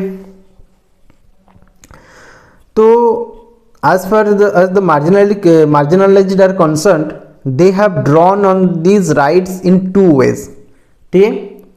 First, by insisting on their fundamental rights, they have forced the government to recognize the injustice done to them। संविधान का मौलिक अधिकार फंडामेंटल राइट के हिसाब से वो क्या करेंगे, जो मार्जिनलाइज कम्युनिटी है वो गवर्नमेंट को इंसिस्ट करेंगे, गवर्नमेंट की हमारे साथ इनजस्टिस हो रहा है, हमारे साथ इस तरह का प्रॉब्लम किया जा रहा है, हमको, हम इस तरह के प्रॉब्लम फेस कर रहे हैं, हमारे साथ अन्याय किया जा रहा है, इनजस्टिस किया जा रहा है, अन्याय हमारे साथ किया जा रहा है, तो आप इसको हमें सपोर्ट कीजिए और इसको किस तरह से रोकिए, क्योंकि हमारा अधिकार है, ठीक है। कन्फ्रंटेशन यहाँ पे ही आता है ना, कन्फ्रंटेशन। तो और सेकेंड वे क्या होगा, then they have insisted that the government enforce these laws।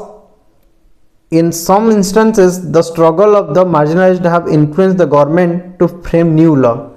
अगर आप कुछ नहीं कर रहे हैं, इस तरह से कंट्रोल नहीं कर पा रहे हैं, ठीक है, हमारा मौलिक अधिकार हम यहाँ पा नहीं रहे हैं, उसका क्षय हो रहा है, तो आप न्यू लॉ लाइए, न्यू लॉ आप इम्प्लीमेंट लाइए और उसको बनाइए हमारे हित में, और आप उसको इम्प्लीमेंट कीजिए। प्रोटेस्ट इसीलिए तो होता है ना, प्रोटेस्ट सब माइनॉरिटीज का, सरकार क्यों है, हमारे लिए ही है, हमारे लिए काम करने के लिए, हमारे जो अच्छा बुरा भला सब कुछ वो केयर करने के लिए ही है ना, इसीलिए ही तो सरकार का काम, इसीलिए प्रोटेस्ट के करेंगे वो लोग। माइनॉरिटीज में अगर है, उनको अपना राइट्स नहीं मिल रहा है, फंडामेंटल राइट्स का वायोलेशन किया जा रहा है बार बार, उनको दिक्कत फेस करना पड़ रहा है, तो वो क्या करेंगे, वो जाके कब प्रोटेस्ट करेंगे, सरकार को न्याय मांगेंगे। किस तरह से न्याय मांगेंगे, इस तरह से ही, आप हमारे साथ ये अन्याय हो रहा है, आप उसको प्रोटेक्ट कीजिए अदरवाइज हमारे लिए इस तरह का न्याय जो लॉ बनाइए, इस तरह का रूल बनाइए, लॉ जो कानून बनाइए, जो कि वो कानून के हिसाब से हमारे साथ कोई इस तरह सा हमारा फंडामेंटल मौलिक अधिकार को कोई छीन नहीं सकता है। ठीक है, तो आर्टिकल 17, ओके, आर्टिकल कॉन्स्टिट्यूशन का आर्टिकल 17 क्या बोलता है? आर्टिकल 17 ये बोलता है, article 17 of the constitution states that untouchability has been abolished. Untouchability जो है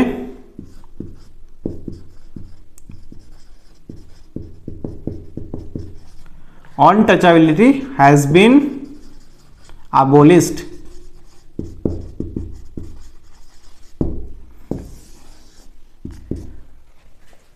जाति, धर्म, वर्ण निर्विशेष में हम सभी भारतीय हैं।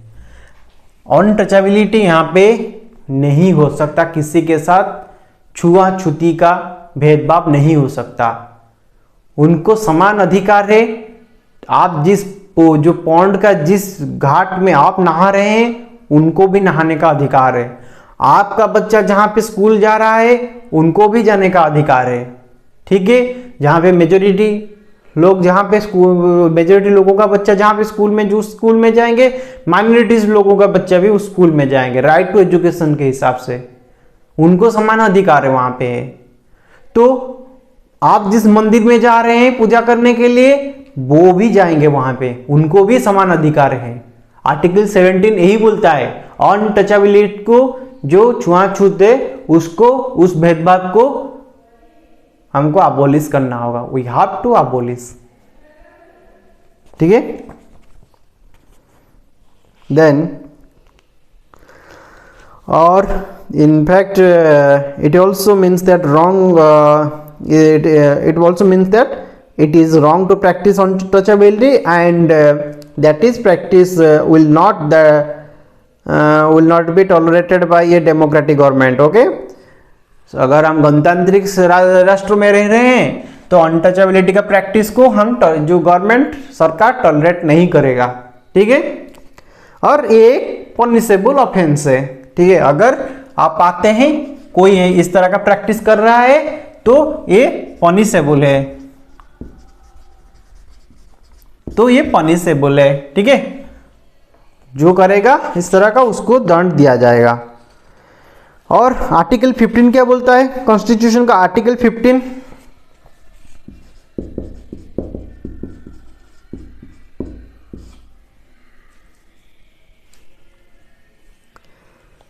Article 15 of the Constitution notes that no citizen of India shall be discriminated against on the basis of religion.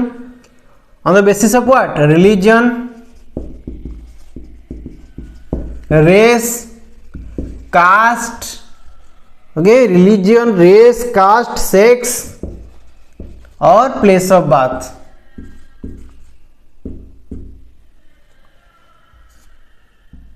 Religion, race, caste, sex और प्लेस ऑफ बर्थ। आर्टिकल 15।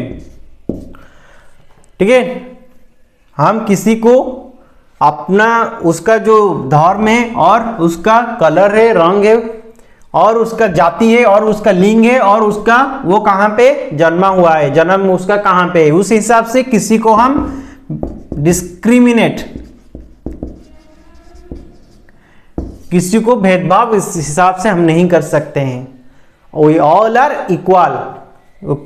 कौन बोलता है? आर्टिकल 15 अनुच्छेद 15 ये बोलता है। ठीक है, अगर आप पाएंगे इस हिसाब से कोई आपसे मतभेद भेदभाव कर रहा है और डिस्क्रिमिनेशन कर रहा है तो वो एक पनिशेबल ऑफेंस है, तो उसको उस हिसाब से पनिशमेंट मिलेगा। ठीक है, अगर आप देख रहे हैं अगर वायोलेट आपके साथ इस हिसाब से कुछ हो रहा है, आपका इस तरह से आपको आपका फंडामेंटल राइट आपको इस हिसाब से छीना जा रहा है तो आप जाके कोर्ट का द्वारस्थ हो सकते हैं, ये हमारा संविधान बोलता है। This has been used by Dalit to seek equality where it has been denied to them. ठीक है,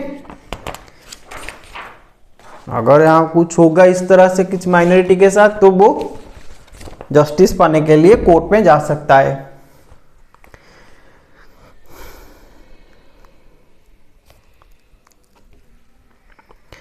Therefore, Dalits invoke or draw on a fundamental right in situations where they feel that they have been treated badly by some individual or community or even by the government. They have drawn the attention of the government of India to the constitution, demanding that the government abide by it and do justice to them.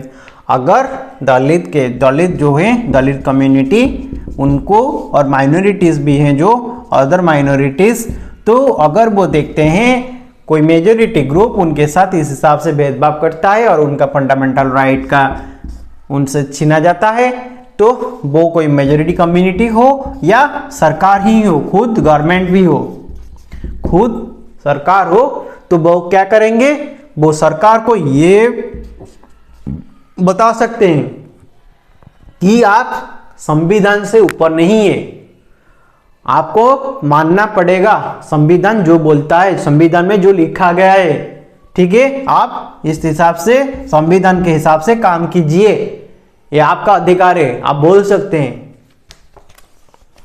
और court है, judiciary system है, अगर आपके बात वो सुन नहीं रहे हैं, किसी दफ्तर में आपसे भेदभाव किया जा रहा है, आपका काम नहीं किया जा रहा है, अगर आप इन कम्युनिटी माइनॉरिटीज हैं, दलित हैं, इसीलिए आपको कोई कहाँ पे भी कोई आपका फंडामेंटल राइट वायोलेट हो रहा है, तो आप वो अगर वो कम नहीं सुनते हैं आपका बात, तो आप जाके जुडिशियरी का सहारा ले सकते हैं, ये आपका अधिकार है। सहारा क्या, आप जाके डायरेक्ट जुडिशियरी में कंप्लेंट कर सकते हैं, ठीक है, जुडिशियरी में आपको जस्टिस वहां पे ही मिलेगा।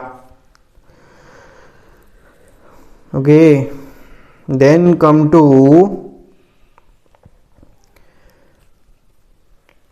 देखिए माइनॉरिटीज का उनका कल्चरल एक्टिविटीज और उनका लैंग्वेज, इसको किसी को भी आप वायलेट नहीं कर सकते हैं और किसी को भी आप नज़रअंदाज नहीं कर सकते हैं और किसी को भी आप अबोलिश नहीं कर सकते हैं कि तुम माइनॉरिटीज हो, तो तुम एक कल्चर परफॉर्म नहीं कर सकते हो, तो इसको तुम नहीं बोल सकते हो, ठीक है। अगर ये वायलेट होता है तो उनका फंडामेंटल राइट्स का भी यहाँ पे वायलेशन हो रहा है।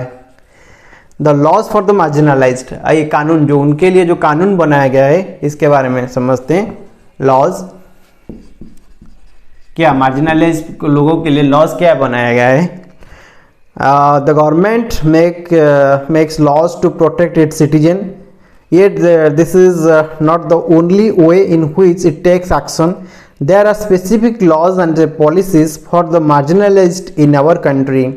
There are policies or schemes that emerge through other means, like setting up a committee or by undertaking a survey, etc. The government then makes an effort to promote such policies in order to give opportunities to specific group.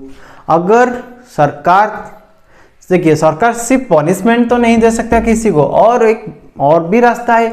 सरकार क्या करे, अगर कहीं पे इस तरह का activities हो रहा है, कुछ वायोलेशन हो रहा है, उनको न्याय नहीं मिल रहा है, तो सरकार एक कमेटी गठित कर सकता है, एक कमेटी का फॉर्मेशन कर सकता है और स्कीम बना सकता है, ठीक है। उस कमेटी के हिसाब से, कमेटी के रिपोर्ट के हिसाब से, अगर कमेटी रिपोर्ट देता है कि नहीं अब यहाँ पे सोशल इनजस्टिस हो रहा है इस कम्युनिटी के साथ, तो सरकार क्या करेगा, सरकार स्कीम बनाएगा, ठीक है। तो स्कीम के हिसाब उनके जो जहां पे जिस सेक्टर में वो वायलेट किया जा रहा है उनको, तो उस स्कीम इस तरह की बनेगा तो उनको वहां पे समान अधिकार मिलेगा और वो कंप्लेंट यहाँ पे कुछ नहीं आ पाएगा और वो वहां पे अच्छे तरीके से जीवन व्यतीत कर सकेंगे। तो सरकार का काम इसीलिए ये, सरकार इसीलिए ही है, तो ये सब पीसफुली ये सब किया जाता है, एक पीसफुली ये सब काम किया जाता है। कमेटी गठित करके कमेटी का रिपोर्ट के हिसाब से स्कीम बनाया जाता है और स्कीम्स को अच्छे तरीके से इंप्लीमेंट भी किया जाता है, ठीक है। तो एक लॉ इस तरह से बनाया जाता है। Government then makes an effort to promote such policies, policy बनाया गया, स्कीम बनाया गया, उस पॉलिसी को गवर्नमेंट प्रमोशन करेगा, ठीक है, और उसको इंप्लीमेंट करेगा, तो इस तरह का दिक्कत कम होगा। जिस सेक्टर में इस तरह का दिक्कत आएगा तो इस तरह का एक्शन लिया जाएगा। Okay, then promoting social justice. As part of their effort to implement the constitution, both state and central government create specific schemes for implementation in tribal areas or in areas that have a high Dalit population. Both central and state government, central and state government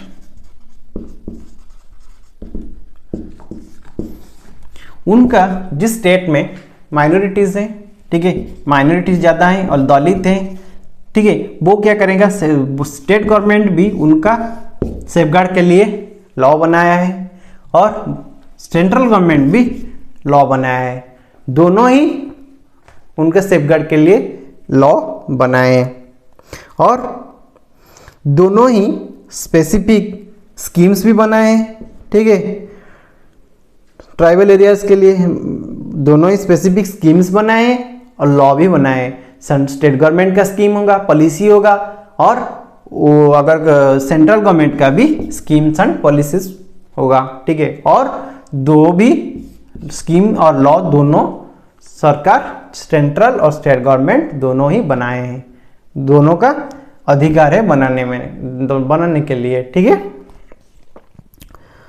then as part of central specific scheme implementation in tribal areas, in areas that have a high Dalit population. Okay, for example, government provides for free subsidy hostel. Okay, तो देखिए हम बात कर रहे थे central और state government दोनों law भी बनाते हैं और स्कीम्स और पॉलिसी भी बनाते हैं माइनॉरिटीज और दलित के लिए, क्योंकि वो समझते हैं कि उनको स्कीम और पॉलिसीज के हिसाब से प्रमोट किया जाएगा। उस जो पॉलिसी को प्रमोशन होगा तो जो प्रॉब्लम वो फेस कर रहे हैं उससे वो बाहर आ सकेंगे, उससे बाहर आके वो एक अच्छा जिंदगी जी सकेंगे। तो सपोज मान लीजिए जो दलित और ट्राइबल पीपुल है उनका एरिया में एजुकेशन फैसिलिटी अच्छा नहीं है, तो गवर्नमेंट क्या किया, सपोज उनको हायर एजुकेशन चाहिए और स्कूलिंग एजुकेशन में भी उनको वो गवर्नमेंट का केंद्रीय विद्यालय इस तरह का बहुत ही सेंट्रल गवर्नमेंट का स्कूल से वो वहाँ क्या करता है, वो हॉस्टल वहाँ पे बनाता है।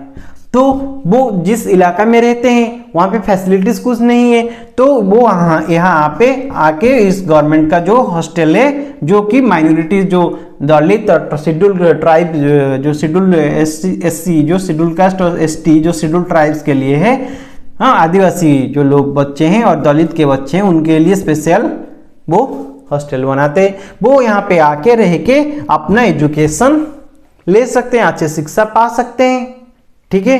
वो इस एक स्कीम है जो कि सेंट्रल गवर्नमेंट बनाता है और स्टेट गवर्नमेंट भी इस हिसाब से बनाता है उसका स्कीम्स, ठीक है।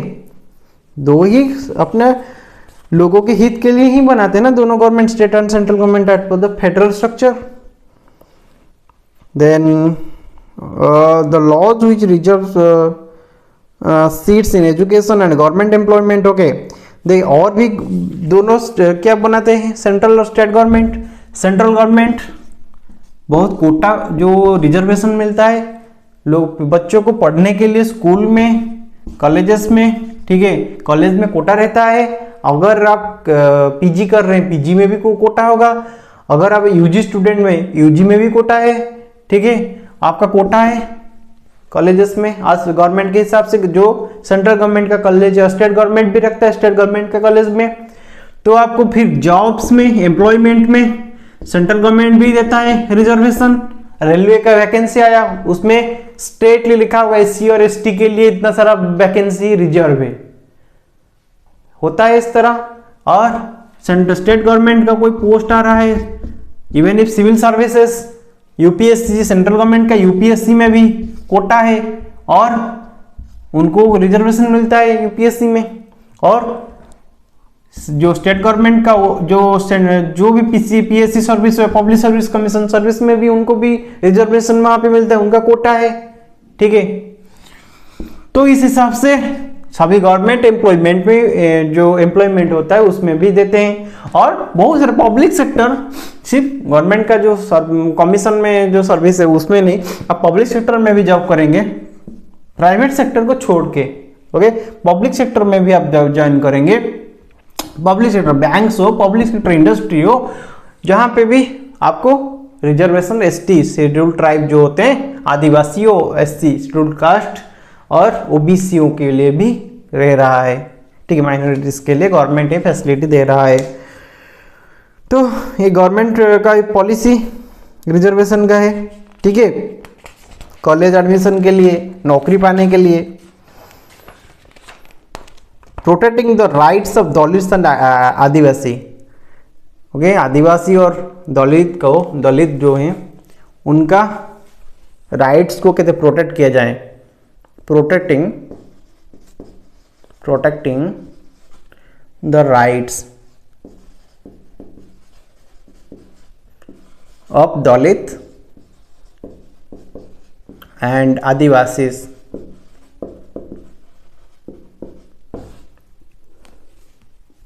देखिए आदिवासियों का, अगर माइनॉरिटी दलित और आदिवासी, आप दलित हैं, ठीक है, एक एग्जाम्पल लेते हैं, ठीक है, आपको क्या किया जाएगा, आपके गांव में कुछ रिचुअल हो रहा है, एक रिचुअल आपका एंशिएंट टाइम से एंसेस्टर्स भी पालते आ रहे हैं, ठीक है, आपको वो एक माइनॉरिटी जो मेजोरिटी कम्युनिटी है वो आपको करवाते हैं वो रिचुअल, और वो मेजोरिटी कम्युनिटी के ही बेनिफिट में है, ये जो मेजोरिटी कम्युनिटी है इसका बेनिफिट में ही है, तो वो रिचुअल वो करवाते आ रहा है आपके एंसेस्टर के टाइम से।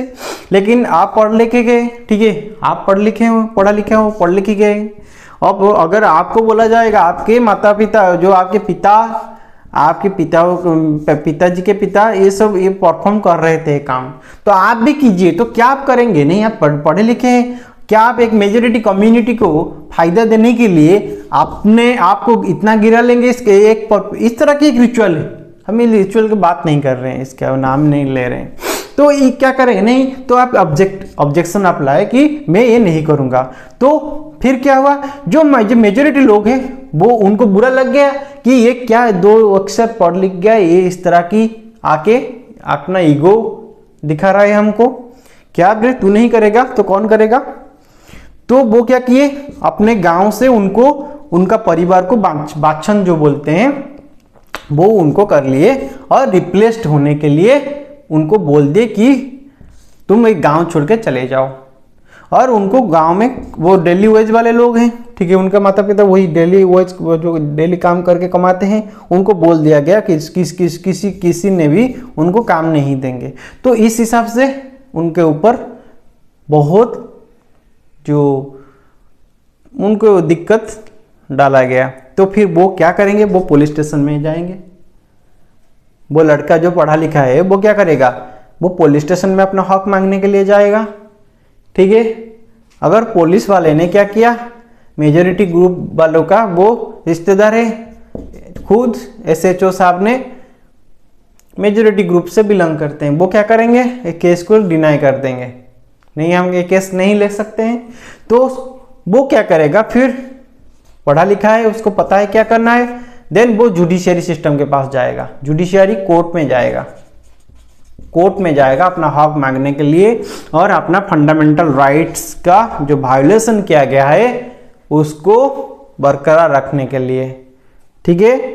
तो इस तरह का एक्टिविटीज जो पहले चल रहा था, इस तरह का रिचुअल वगैरह चल रहा था, अगर कोई इसको मना करता है तो उसके ऊपर अत्याचार किया जाता है, उसके ऊपर इस तरह से एक्टिविटी किया जाता है कि वो गांव छोड़ के और उसका घर छोड़ के निकल जाए, और उसको गांव में पानी नहीं, वो पानी पीने के लिए जो पानी जहाँ से लाते हैं वो नहीं ले सकता है, वो मंदिर में नहीं आ सकता है, पूजा पाठ नहीं कर सकता है, तो उसको इस तरह से प्रोहिबिट किया जाता है, ठीक है। तो वो क्या करेगा, अपना फंडामेंटल राइट का वायोलेशन हो रहा है, तो उसको नजर रखते हुए जो schedule caste, okay, schedule caste, ठीक है, schedule caste and schedule tribes, SC and ST, schedule caste and schedule tribes, prevention of atrocities act, prevention of atrocities act,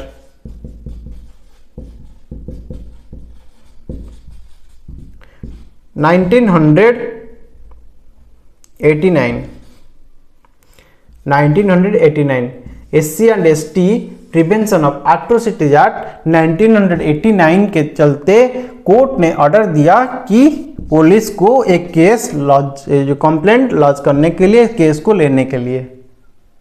तो अभी SHO साहब करेंगे ही करेंगे, कहाँ जाएंगे? SC और ST prevention of atrocities act के हिसाब से, ठीक है।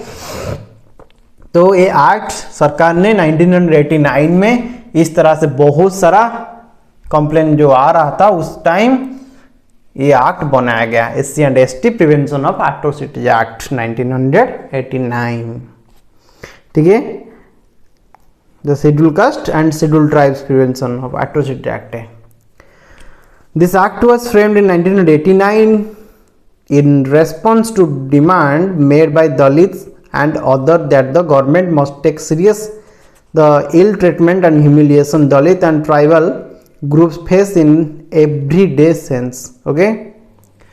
जो दलित एंड ट्राइबल ग्रुप, दलित और ट्राइबल ग्रुप जो SC और ST है, दलित और ट्राइबल ग्रुप, वो डेली प्रॉब्लम फेस कर रहे हैं। तो उनके डिमांड और प्रोटेस्ट के हिसाब से सरकार ने ये लॉ बनाया था। 1900 it had acquired a violent character in the late 1970 and 1980s 1970s and 1980s में ये ज़्यादा हो रहा था उस टाइम। तो उस टाइम प्रोटेस्ट हुआ, सरकार के ऊपर दबाव डाला गया प्रोटेस्ट के हिसाब से। तो सरकार कमेटी बिठा के एक कमेटी बनाया, कमेटी के रिपोर्ट के हिसाब से ये एक्ट बना, ठीक है।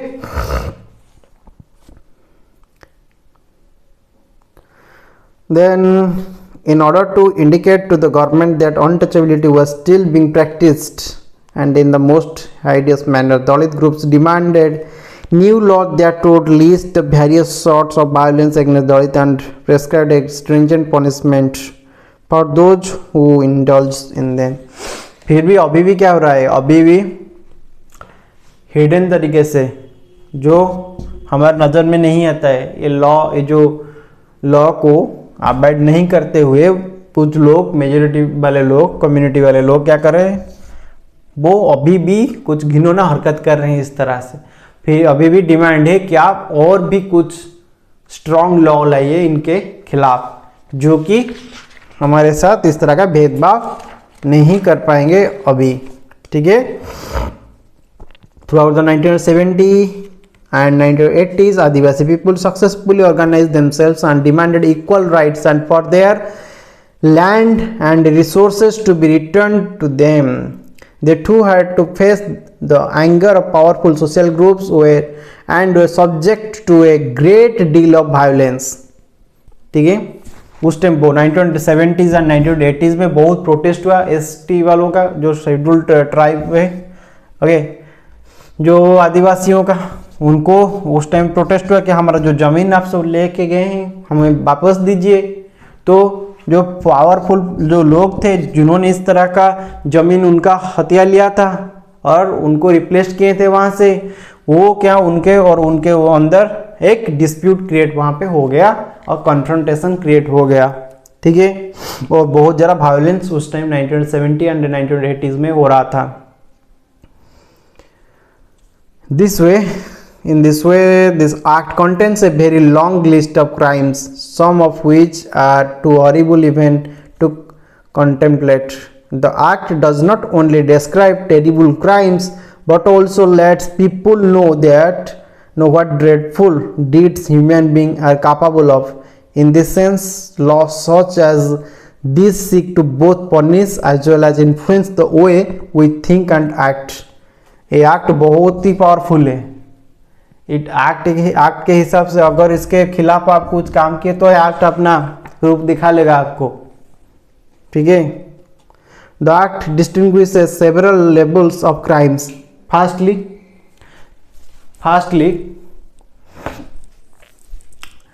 ये एक्ट को बहुत बड़ा ये एक्ट क्या क्या कर सकता है, देखिए।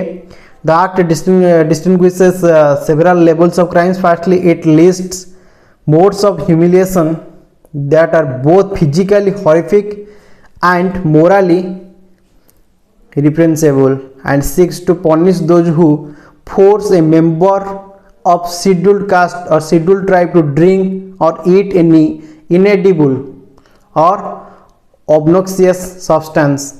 फर्स्ट, ये एक्ट किस पे लागू होगा? देखिए, जो SC और ST prevention of atrocities act है 1989 का, तो एक किस में लागू होगा? अगर आप फोर्सफुली, ठीक है, एक शेड्यूल्ड कास्ट और SC और ST जो होते हैं, शेड्यूल्ड कास्ट और शेड्यूल्ड टाइप्स, जो दलित और आदिवासी है, उनको आप फोर्सफुली बोल रहे हैं कि जो खाने का चीज नहीं है, जो पीने का पानी नहीं है, उनको आप बोल रहे हैं आप वो खाओ और वो पियो, फोर्सफुली आप बोल रहे हैं, ठीक है। तो अगर वो आप इस तरह का एक्टिविटी करते हैं तो आप इस एक्ट के तहत आ सकते हैं। और second, forcibly removes clothes from the person of a member of SC or ST or parades him। Okay, आप अगर जिस तरह का मणिपुर में जो कांड हुआ है, अभी जो घटना घटा है, इसको कांड ही हम बोल सकते हैं, और क्या, जो घटना घटा है, अगर आप एक SC और ST आदिवासी और दलित जो लोग हैं, उनको फोर्सिबली उनका कपड़े आप निकाल के उनको आप अगर बिना कपड़े में परेड करवाते हैं, उनको चलवाते हैं जनसाधारण में, तो इस क्राइम के हिसाब से आप SC और ST prevention of atrocity act 1989 के अंतर्गत क्राइम करते हैं। एक बहुत बड़ा ये पनिशेबल ऑफेंस है, ठीक है। देन हर नेकेड और with painted face her body और commits any similar act which is derogatory to human dignity। अगर आप कुछ लिखते हैं उन पे और अगर पेंट करते हैं, जो काली बोलते हैं उनमें, उनके ऊपर, अरे इस तरह की कुछ एक्टिविटी करके उनको आप इस तरह से करते हैं उनके साथ, उनको तकलीफ होता है, तो इस उनका जो डिग्निटी है, ह्यूमन डिग्निटी, वो वायलेट होता है, तो उस हिसाब से भी आप इस एक्ट में आते हैं, ठीक है, और आप एक सीवियर क्राइम कमिट कर रहे हैं अभी। फिर secondly, it lists action that disposes Dalit and Adivasis of their merge meagre resources or which forced them into performing slave labour, ठीक है, उनको आप स्लेव लेबर, जो स्लेव डायनेस्टी जो था, आप हिस्ट्री में पढ़े होंगे, तो स्लेव लेबर के हिसाब से अगर आप उनको परफॉर्म करवाते हैं, ठीक है, तो आप ये एक्ट के अंदर आ सकते हैं। Thus the act sets out to punish anyone who wrongfully occupies or cultivates any land owned by or allotted to. अगर आप जो आदिवासी और दलित ग्रुप का जो आदिवासियों का जमीन है, अगर आप इलीगली उनको जो उनके नाम में है उसको हत्याना चाहते हैं फोर्सफुली आप उसको लेना चाह रहे हैं, ठीक है, wrongfully you occupies a member of a scheduled caste or scheduled tribe to get the land allotted to him transferred। Okay, अगर आप जो उनका जो जमीन है आप ले रहे हैं, इस तरह से उनका जमीन में दखल कर रहे हैं और ट्रांसफर कर रहे हैं उनका जमीन आपके नाम पे, तो ये एक क्राइम है, ऑफेंसेबल क्राइम है इस एक्ट के हिसाब से, ठीक है। On another level, Act recognizes that crimes against Dalit and tribal women are of a specific kind and therefore seeks to penalize anyone who assaults or uses force on any woman belonging to a scheduled caste or scheduled tribes with intent to dishonor her। अगर किसी महिला को, SC और ST महिला को आप designer करते हैं, उनको रेस्पेक्ट नहीं देते हैं और उनके साथ खराब व्यवहार करते हैं, तो आप इस एक्ट में क्राइम करते हैं। इस एक्ट के हिसाब से आप क्राइम, एक ऑफेंसेबल क्राइम कर रहे हैं, एक सीवियर क्राइम कर रहे हैं, ठीक है। तो ये था एक्ट के बारे में। और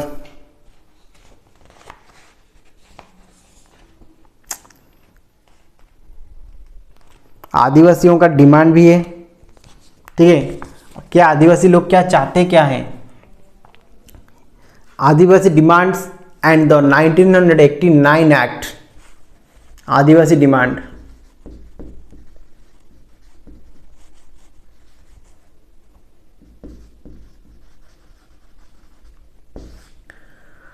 आदिवासी demand, the 1989 act is important for another region. Adivasi activists refer to it to defend their right to occupy land that was traditionally theirs. Okay, जो उनका ancestor के टाइम से उनका है,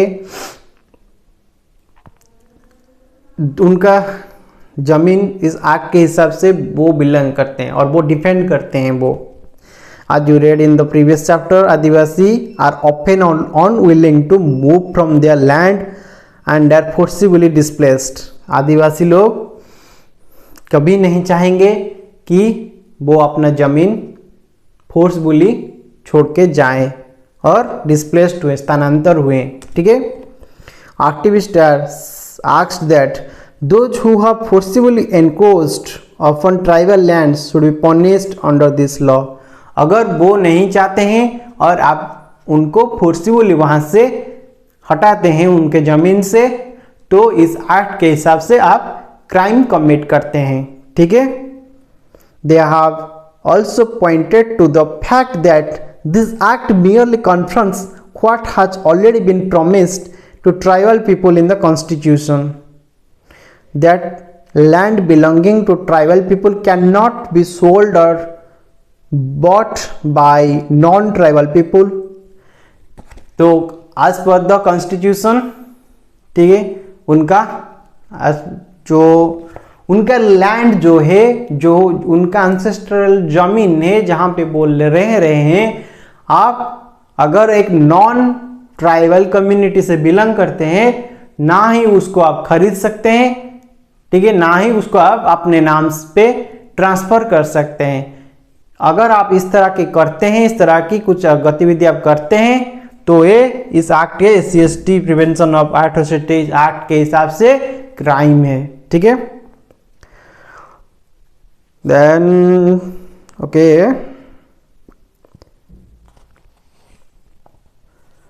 और जो और constitutional right guaranteed to tribal people are government in the various states of India. For it, बहुत स्टेट में, जो भारत का, हमारे देश का बहुत स्टेट में इस तरह के हो रहे हैं, तो बहुत सारे जो आदिवासी एक्टिविस्ट वो निकल के आ रहा है। क्यों? देखिए, जो ये जो जमीन के खरीदारी जो है, जो नॉन आदिवासी खरीद नहीं सकते हैं, ये उड़ीसा का गवर्नमेंट, उड़ीसा का सरकार अभी हाल ही में न्यूज़ में आया है, जो इसको लीगल कर दिया, इसको अमेंड करके लीगल कर दिया कि आप एक ऑर्डिनेंस पास किया है कि आप जो आदिवासियों का जमीन को खरीद सकते हैं अगर आप एक नॉन आदिवासी भी है। एक ऑन आदिवासी लोग आदिवासियों का जमीन को अभी खरीद सकते हैं और उनका जमीन को ट्रांसफर अपने नाम पे कर सकते हैं, जो कि उड़ीसा गवर्नमेंट ने किया है। ये क्या सही है या नहीं, लेकिन स्टेट गवर्नमेंट, उड़ीसा गवर्नमेंट किया है, इसीलिए बहुत सारा एक्टिविटीज हो रहे हैं, बहुत सारा जो एक्टिविस्ट जो निकल के आ रहे हैं, बहुत सारा प्रोटेस्ट भी हो रहा है बहुत सारा स्टेट्स में। बहुत सारा स्टेट्स में इस तरह का जो लॉ है, लेकिन फिर भी बहुत सारे इंडस्ट्रियलिस्ट इलीगली उनको ऑक्युपाई करना चाहते हैं। आप देखे होंगे न्यूज में बहुत सारा इस तरह का प्रोटेस्ट किया जाता है बहुत ही स्टेट में, ठीक है। To exploit tribal land and forcibly evict tribal people from their traditional forest in the process of declaring forest as reserved or as sanctuaries। और सरकार भी क्या करता है, नेशनल पार्क और सैंक्चुअरी के नाम उसको उस एरिया को जहाँ पे फॉरेस्ट जो ट्राइबल पीपल रह रहे हैं उसको डिक्लेयर करते हुए तो उनको खदेड़ दे रहा है वो। तो वहाँ पे भी प्रोटेस्ट अभी जारी है, बहुत ही प्रोटेस्ट जारी है, ठीक है, प्रोटेस्ट हो रहा है इसको लेके। She has also noted that in case where tribal have already been evicted and cannot go back to their lands, they must be compensated। अगर इस तरह की आप एक्टिविटी कर रहे हैं, अगर आप नेशनल पार्क और सैंक्चुअरीज, वाइल्ड लाइफ सैंक्चुअरीज बना रहे हैं, तो सरकार के विशेष निवेदन है तो वो उनको उनका कंपेंसेटेड अमाउंट दे के उनको और कहीं पे लैंड दे, ठीक है। That is the government must draw plans and policies for them to live and work elsewhere, ठीक है। After all government spend large sums of money on building industrial or other projects of land taken from tribals, so why should be reluctant to spend even very modest amount on rehabilitation the displaced। तो ये controversial चीज़ है कि सरकार खर्चा सभी पे कर रहा है लेकिन ट्राइबल पीपल को उनका कंपेंसेटेड अमाउंट देने में हेजिटेट कर रहा है, ठीक है। उनके पास बहुत पैसा है फिर भी वो हेजिटेट कर रहे हैं, तो वो ही हमारे लोग हैं, वो कोई दूसरे नहीं है, तो हमको ही समझना होगा। इसको नज़र रखते हुए हमारे प्रेसिडेंट कौन है, मैडम द्रौपदी मुर्मू। मैडम द्रौपदी मुर्मू कौन से कम्युनिटी से बिलोंग करते हैं, ST community, schedule tribe, Orissa का मयूरभंज डिस्ट्रिक्ट, वहीं से वो बिलोंग करते हैं, ठीक है। तो फिलहाल जो सरकार है वो बहुत ही एसटी कम्युनिटी को बढ़ावा देते हुए उनको नॉमिनेट करके प्रेसिडेंट बनाया, जो कि एक गुड मैसेज है। और जो गिरीश मुर्मू साहब जो हमारा वो भी एक ट्राइबल वो है शायद गिरीश मुर्मू, वो भी बहुत ही ऊंचे पद पे है और बहुत ही सारे सरकार अभी बहुत सारे इनिशिएटिव ले रहे हैं और उनको प्रमोट करते हुए ट्राइबल लोगों को उनको और एनहांसमेंट देते हुए वो बहुत सारे स्कीम्स ला रहा है, गवर्नमेंट ला रहे हैं अभी, और बहुत सारे उनका कम्युनिटी के लोगों को वहाँ पे बड़े बड़े ऊंचे पदों में जो पोस्ट में लाके बिठा रहा है और प्रमोट कर रहा है सरकार, और उनको हौसला दे रहा है कि कैसे वो लोग भी और ऊपर आए और एजुकेशन को ज़्यादा प्रायोरिटी दे, ठीक है। तो बहुत सारा गुड इनिशिएटिव गवर्नमेंट ले रहे हैं। Okay, thank you.